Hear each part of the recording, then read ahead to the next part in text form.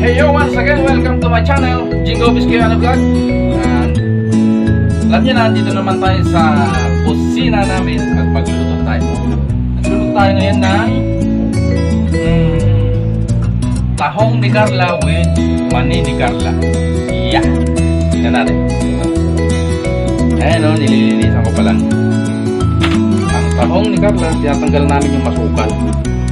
Kasi hindi masarap kainin pag masukal. Ayan, tanggalin mo yun. Mga buhok niya, tanggalin mo. Tsaka mani ni Carla. Ayan. Okay mga kabisya, umpisa na natin maglinis para maluto na natin ang tahong Ni Carla. o tahong ni Carla. Yan.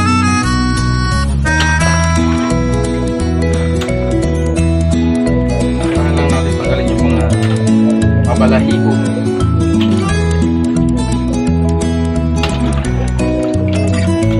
Mabalahibo niya kasi pag nakain mo papasok doon sa between ng inyong mga ngipin ay ang hirap tanggalin.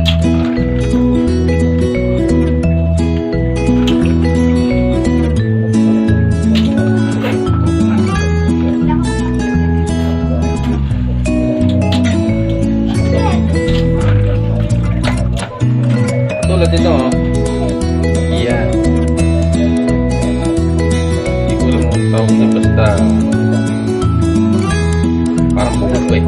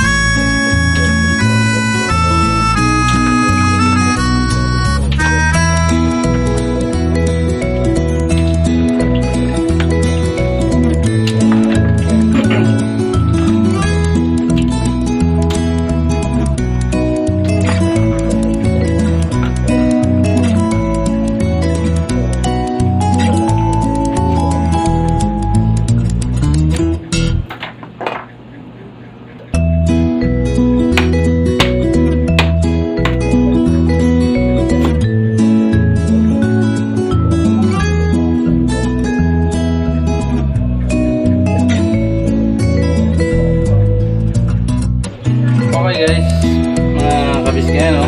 Ang lulutuin natin ngayon ay Ilocano version. Hindi tayo gagamit ng mga Sprite, ganun.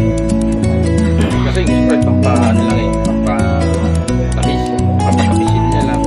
Sasarap din, pero ang gagamitin ko ngayon yung pinagugasan na bigas, yung pangalawa. Yun lang. Ayun, Ilocano version.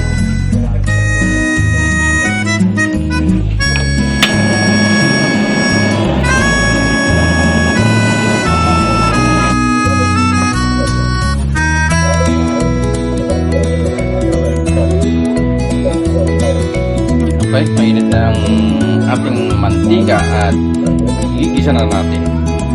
Kunin na natin ito at igisa na natin para makakain na. Okay.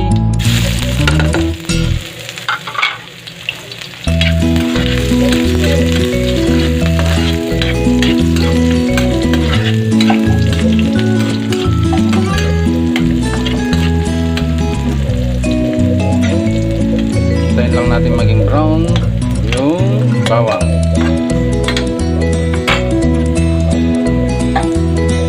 Pala, shoutout nga pala sa mga pamangkin ko nandito sa aking mga likod at titignan kung paano daw mag-vlog. Shoutout sa kanila. Yeah. Yan mga yan. Hindi nakikita kasi tatago sila sa camera.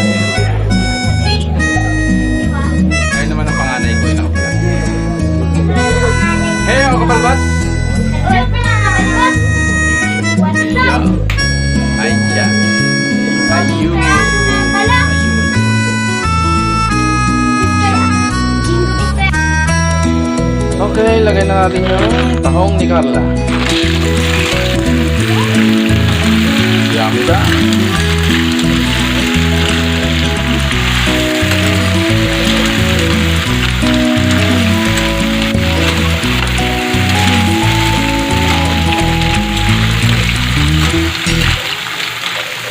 Gisa-gisa lang. Ganyan lang.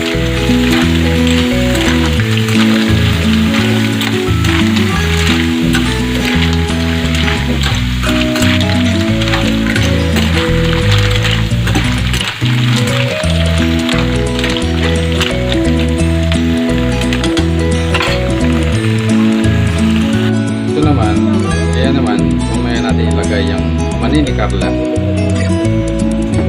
Isa pa kasi yan nagpapasarap sa tahong ni Carla. Kailangan ito may mani ni Carla. Okay, lalagyan na natin yung pangsabaw.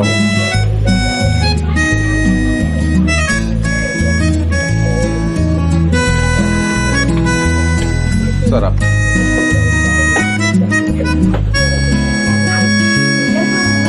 Okay, kaya ano ba yung sasawa? Cut.